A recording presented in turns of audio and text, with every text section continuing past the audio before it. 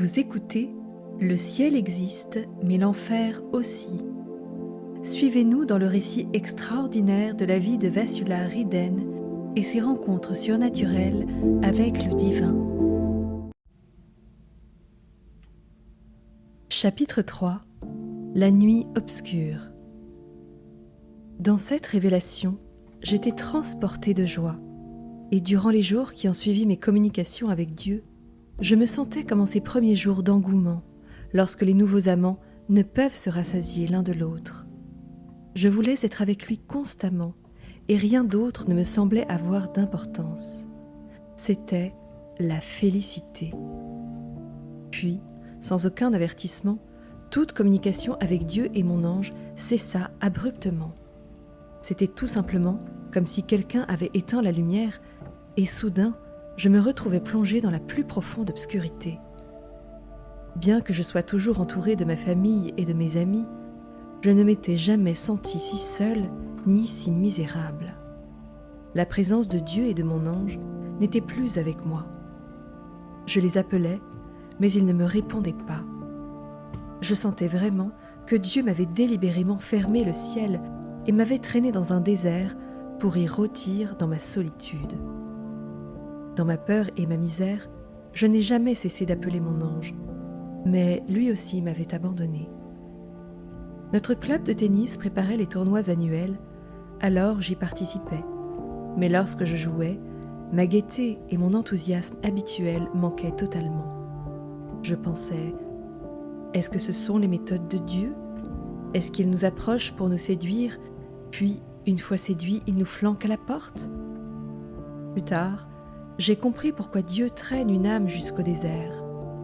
Voici ces paroles.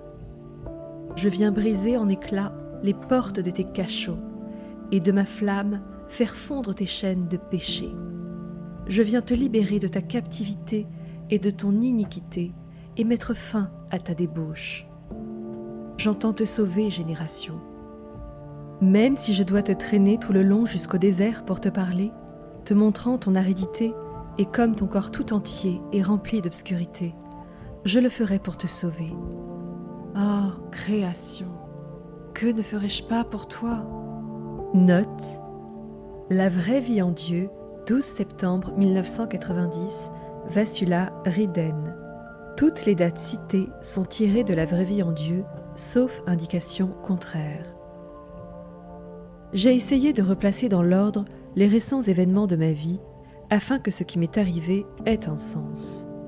Tout d'abord, pour attirer mon attention et éveiller ma curiosité, Dieu m'a envoyé mon ange.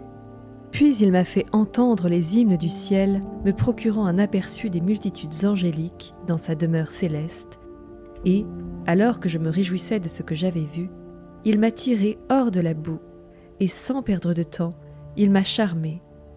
Puis, sans hésitation, il m'a rôti au feu spirituel pour me jeter ensuite immédiatement dans le désert avec les cloques ouvertes de mes brûlures, disparaissant, ainsi que mon ange, et me fermant le ciel, m'abandonnant ainsi complètement dans le terrifiant silence du désert pour y souffrir et m'y lamenter seul, ignorant mon désespoir, ignorant mon supplice et ma détresse.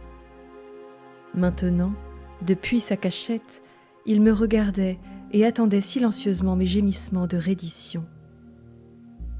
Qu'ai-je fait pour que tu te tiennes ainsi à distance de moi ? Juste au moment où je t'ouvrais mon cœur, mon Dieu, tu as couru te cacher. Il ne me répondit pas.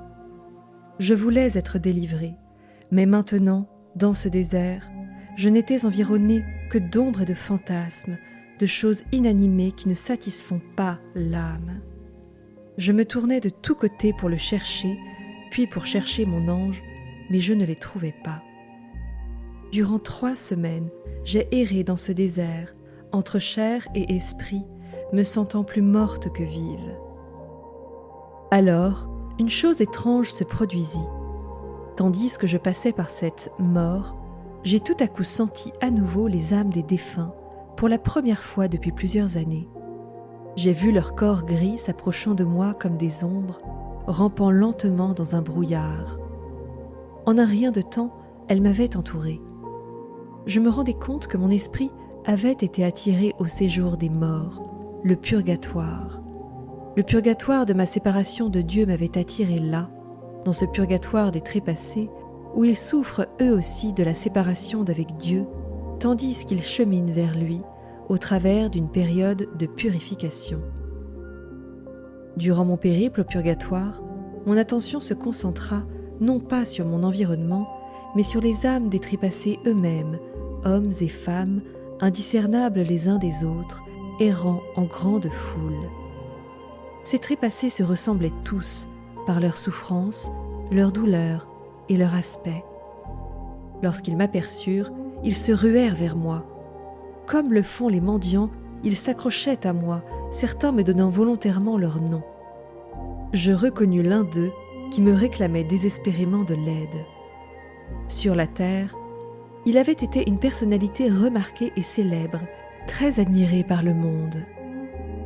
C'est là que j'ai pris conscience que la célébrité, le prestige, la richesse et l'attrait ne sont que des choses temporaires dont on peut jouir un moment sur la terre, mais elles ne nous mènent pas au paradis. D'autres âmes m'approchaient qui m'avaient causé beaucoup de problèmes et de chagrins lorsqu'elles étaient sur la terre. Elles me donnèrent leur nom, me demandant de leur pardonner et de prier pour elles. J'ai compris plus tard combien il est important de ne pas conserver de rancune contre ceux qui sont morts. D'une manière mystérieuse, nous les retenons et ils souffrent si nous ne leur pardonnons pas. Nous les maintenons hors d'atteinte des domaines plus élevés. Ils semblent rester enchaînés et n'atteignent pas le ciel. Nous devons leur pardonner. Alors que ces âmes m'entouraient, en me suppliant de prier pour elles, en dépit de ma totale impuissance, avec de pénibles efforts, je fis ce qu'elles me demandaient. Alors, soudain, comme d'une seule voix, les âmes me demandèrent de les asperger d'eau bénite. Complètement déconcertée, je leur demandai « De l'eau bénite ? Pourquoi faire ? Fais-le seulement pour nous, s'il te plaît. » Je soupirais, pas sûre de comprendre. Alors que je me demandais en moi-même où je pourrais bien trouver de l'eau bénite, elles crièrent toutes à la fois « Va à l'église en chercher pour nous !» C'était comme si elles lisaient dans mes pensées.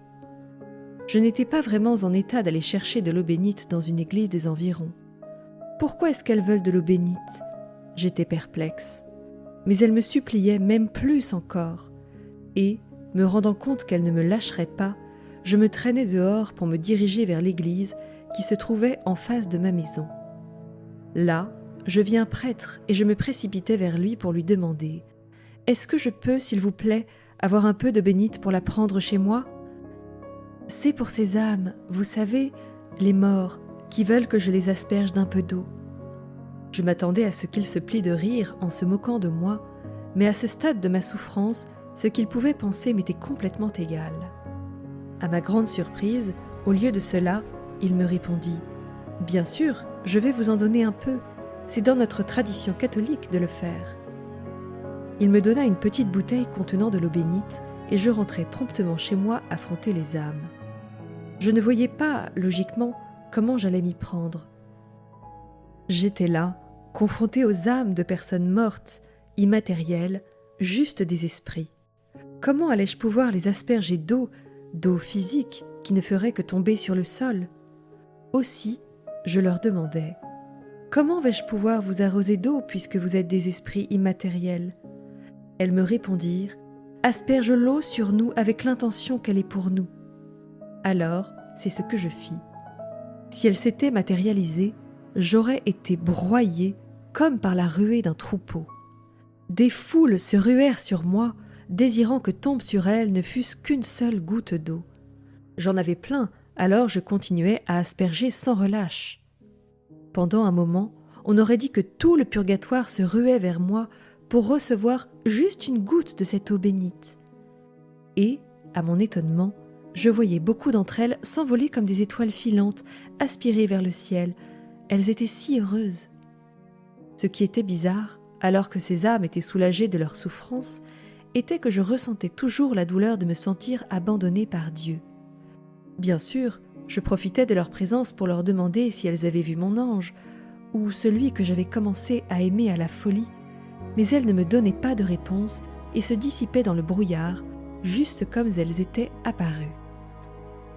Peut-être Dieu m'avait-il permis de sentir combien les âmes qui sont au purgatoire souffrent d'être séparées de Dieu. Quelle qu'en soit la raison, ma soif spirituelle continuait. Chaque jour qui passait me paraissait être une année. En dépit de l'animation du monde autour de moi, je continuais à me sentir désespérément seule. Je continuais à appeler à grands cris, mais seul me revenait l'écho de ma voix. Finalement, je ne pouvais plus le supporter. Je me mis à pleurer de manière pathétique, comme un nouveau-né. Je levai les yeux vers le ciel et de toutes mes forces, je m'écriai en reddition. « Père, où es-tu ? Pourquoi m'as-tu quitté ? Prends-moi et fais de moi ce que tu veux. Purifie-moi et sers-toi de moi si telle est ta volonté. » Je me suis finalement abandonnée entièrement à sa volonté. Alors, en un clin d'œil, le ciel s'ouvrit et une voix pleine d'émotion cria « Moi, Dieu, je t'aime. Viens, laisse-moi toujours me réjouir en entendant ces paroles de reddition. » Ces paroles étaient comme un baume répandu sur les plaies impressionnantes que mon âme avait reçues dans le désert, me guérissant instantanément. Comme la foudre tombant du ciel, Dieu descendit avec joie pour m'atteindre et m'élever à son cœur. Puis, rapide comme une flèche, de son embrassement, il me jeta une fois de plus dans le monde désordonné dans lequel nous sommes. En même temps, toutefois, Dieu m'avait accordé la compensation de m'ouvrir les portes du ciel en me permettant d'accéder à ses cours intérieures, d'y aller et venir chaque fois que je le voulais. Ayant ainsi accordé sa reddition à Dieu, mon âme, fraîchement remplie de rosée céleste, le louait par des paroles telles que celle-ci. Yahvé m'a visité. Comme un coup de vent, son esprit m'a soulevé et m'a montré son visage. Il s'est révélé à moi tendresse, amour et infinie bonté. Puis il m'a inondé de bénédictions et m'a offert la manne en abondance pour que je la partage avec mes frères. Il a marché avec moi dans le pays de l'oubli. D'en bas, parmi les morts, il m'a prise. D'entre ceux qui l'ont oublié, il m'a ressuscité, rendant la mémoire à mon âme. Ô Seigneur Yahvé, comme je suis reconnaissante, que ta douceur, ô Seigneur, soit sur nous. Béni soit Yahvé pour toujours et à jamais. Note, La vraie vie en Dieu, 16 janvier 1992, Vasula Riden. Lorsque j'acceptais finalement de vivre la loi d'amour de Dieu, mettant Dieu en premier dans ma vie et vivant une vraie vie en lui, le Seigneur m'approcha et me révéla, ainsi qu'au monde entier, la profondeur de son amour jaloux. Je t'aime jalousement. Je te veux tout à moi. Je veux que tout ce que tu fasses soit fait pour moi. Je ne tolère aucun rival. Je veux que tu m'adores et vives pour moi. Respire pour moi, aime pour moi, mange pour moi, souris pour moi, immole-toi pour moi. Tout ce que tu feras, fais-le pour moi. Je veux te consumer, je veux t'enflammer à ne désirer que moi. Pare-moi de tes pétales, ma fleur, couronne-moi de ton amour, parfume-moi de ton parfum. Note, La vraie vie en Dieu, 5 mai 1987, Vasula Riden. Permets-moi de t'éduquer et de te fortifier. Je désire te former en mon athlète aux pieds nus pour courir avec moi autour du monde, pour aller vers mon peuple et les réveiller de leur léthargie, tirer les morts de leur tombe et les transformer en cathédrales. Je m'écriais « Oh là, c'est sérieux ? Sommes-nous mauvais à ce point ? Morts, en putréfaction, je veux dire, en train de nous décomposer comme des fruits pourris. Est-ce vrai ? Est-ce un avertissement ? Est-ce pour cela que Dieu parle ? » Je savais que lorsqu'il me parlait, il parlait à chacun de nous. Même moi, dans mon immaturité spirituelle, je savais que Dieu ne se donnerait pas la peine de venir nous parler, à moins que les choses soient vraiment désastreuses et que le monde ait réellement pris une mauvaise tournure. Il ne viendrait pas juste ainsi, nonchalamment, les mains derrière le dos, pour nous demander « Salut les créatures, comment ça va aujourd'hui? Tout va bien pour vous, hein? Besoin de quoi que ce soit? Juste qu'à m'appeler, je suis là. » Dieu m'a fait sentir juste au milieu de mon cœur qu'il nous donne une dernière chance de nous corriger. Et si nous ne le faisons pas, il nous laissera tous à l'abandon. Puis, le 15 décembre 1986, comme si de rien n'était, Dieu me demanda « Ma fille, veux-tu la sagesse ? » « Oui, Seigneur. » Ne me rendant pas compte de la valeur de ce qui m'était offert, j'avais simplement répondu « Oui, Seigneur. » Mais alors, je revins à mes sens. La sagesse, n'était-ce pas le don accordé à Salomon ? Lorsque Dieu vit que j'avais compris ce qu'il m'offrait, il dit « Tu devras acquérir la sagesse. Je t'enseignerai à la mériter. » Note, La vraie vie en Dieu, 16 décembre 1986, Vassula Riden. Je vis que je devrais la gagner. Je ne savais pas comment, mais Dieu m'avait dit qu'il m'aiderait. Beaucoup plus tard, j'ai compris que la sagesse exige le sacrifice de soi, le don de soi, l'immolation, l'acceptation de la contradiction, même jusqu'à se faire rouer de coups sans émettre une plainte, en suivant la volonté de Dieu.